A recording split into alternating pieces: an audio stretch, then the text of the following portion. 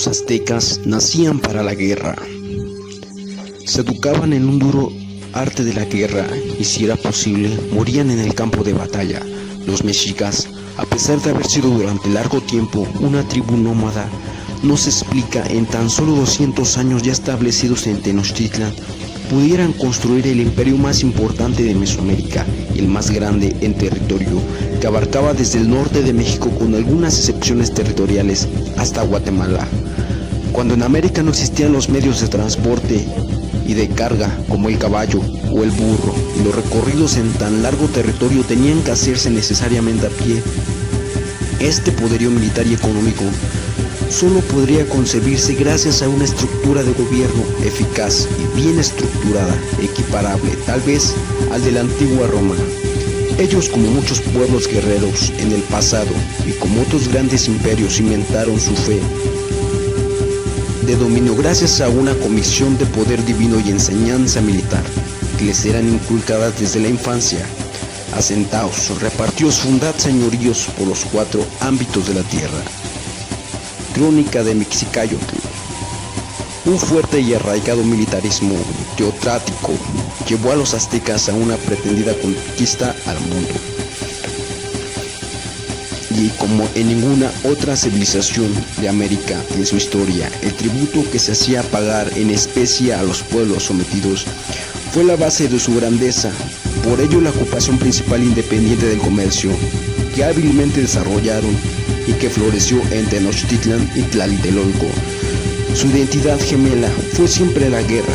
Los aztecas, al igual que los antiguos espartanos y samuráis del lejano oriente, nacían para la guerra, y si era posible morir en el campo de batalla, para que al morir sus almas pudieran descansar en el Tonatiuhn, Casa del Sol, que era una especie de paraíso o cielo donde, aparte de ir las almas de los muertos en batalla o en sacrificio, iban las de las mujeres que morían durante el parto. Como dato curioso, para los aztecas no existía el temor a la muerte, como la hay en la creencia judeo-cristiana, por el juicio de creencias, los actos en su vida y en especial por los pecados cometidos.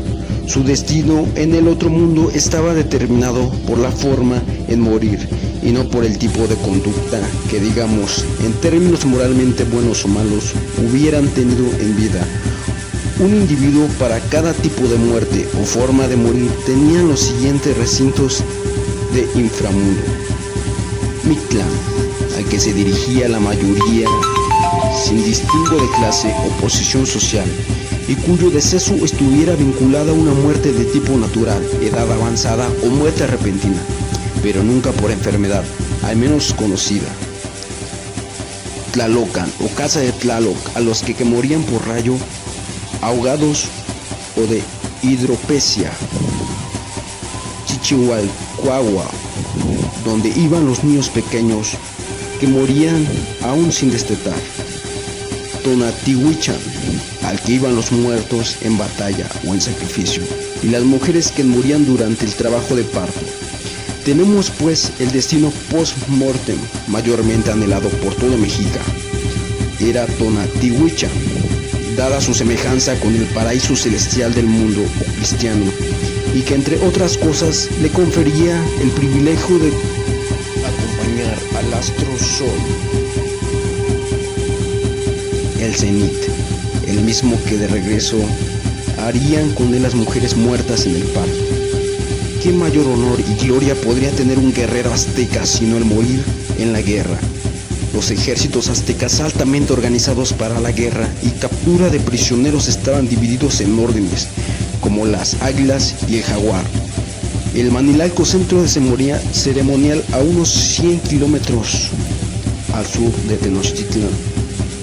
Ahuitzotl hizo construir hacia 1501 el Cuacuali, templo semicircular tallado en la roca, en cuya cumbre se conserva un altar representaciones de águila y jaguar.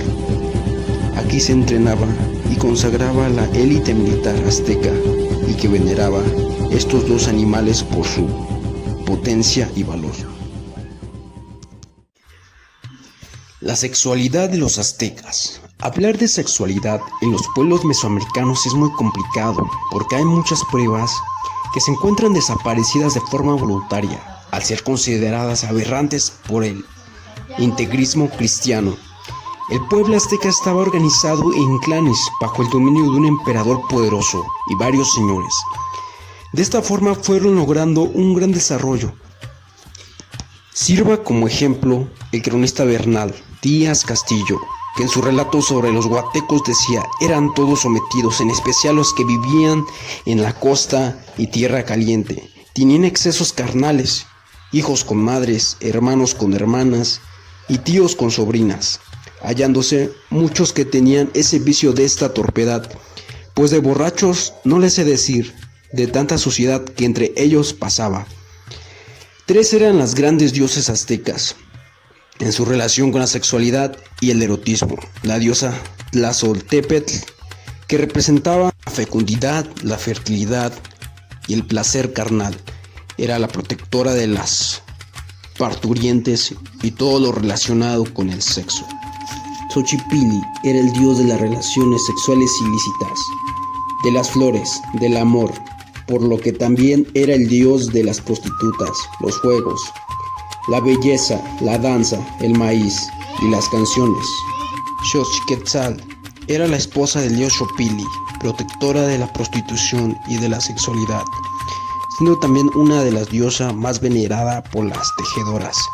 Existía en el mundo azteca el culto a la diosa Xochiquetzal, que tenía una apariencia con el nombre de Xopili, el protector de la prostitución masculina y las relaciones homosexuales. Si seguimos a López Gamora, nos dice que en Moctezuma vivía en el palacio de Tepac y había 1000 mujeres, y algunas afirman que 3000 entre señoras criadas y esclavas de las señoras, que eran muy muchas. Tomaba para sí Moctezuma las que bien le parecía, las otras daba por mujer a sus criados y a otros caballeros y señores. Y así dice que hubo vez que 50 preñadas a su tiempo, las cuales a persuasión del diablo movían, tomando cosas para lanzar criaturas, o quizás porque sus hijos no habían de heredar. Como vemos, las prácticas sexuales de los pueblos aztecas horrorizaron a los conquistadores españoles, imbuidos de la moral sexual cristiana. De ahí la dificultad para su estudio. Economía azteca. La economía azteca se basó fundamentalmente en el cultivo y el comercio. La organización de los cultivos estaba regida por el calpulli. Este no era propietario real de su parcela, ya que no podía venderla ni traspasarla a otro individuo, a diferencia de los nobles, que sí tenían ese derecho. Los guerreros, por su parte, eran dueños de tierras conquistadas que habían ganado por su desempeño en las batallas. La economía azteca se desarrolló entre el siglo XVI y siglo XVII en la zona mesoamericana, en efecto por el aprovechamiento del suelo para realizar sus cultivos. Pero además, para evitar la saturación de los suelos, utilizaron una especie de balsas denominadas chinampas, donde también cultivaban sobre las aguas de los lagos. Por parte, el comercio les servía para poder obtener aquellos productos que no podían producir en los intercambios por medio del trueque.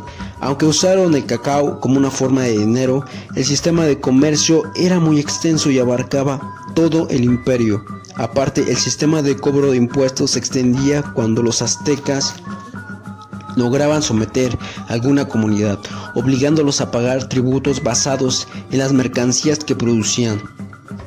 De esa manera lograron obtener una buena generación de tributos para su sostenimiento. Agricultura. Por supuesto, la agricultura constituyó uno de los pilares fundamentales para el sostenimiento, así como para el desarrollo económico y social de la economía azteca. Fueron muy eficientes en el aprovechamiento de las ventajas que tenía el Valle de México, donde se encontraban asentados. Los impuestos o tributos fueron muy importantes para el sostenimiento del imperio azteca. Toda ciudad era sometida por el pueblo azteca. Se vería obligada a pagar impuestos. Asimismo, los funcionarios del imperio encargados de llevar el registro, la recaudación y el transporte de los impuestos eran conocidos con el nombre de calpisque. El calpisque se instalaban en cada ciudad para llevar a cabo su labor recaudatoria. Otras actividades de la economía azteca: la caza, ganadería y pesca. La caza y la ganadería fueron actividades de menos importancia debido a que tenían pocas especies de animales para cazar y menos aún para poder domesticar. La pesca fue mejor aprovechada. Obtenían peces y aves acuáticas que usaban en su alimentación. Entre los animales que domesticaron se encontraban los perros y los pavos. Artesanía y cerámica. También trabajaban objetos ornamentales de cerámica y barro que sirvieron para el intercambio comercial y cultural. Sistema monetario. A pesar de que la mayoría de los intercambios se hacían por medio del tributo, existe evidencia de que usaron granos de cacao como una forma de dinero que era utilizado en las transacciones comerciales.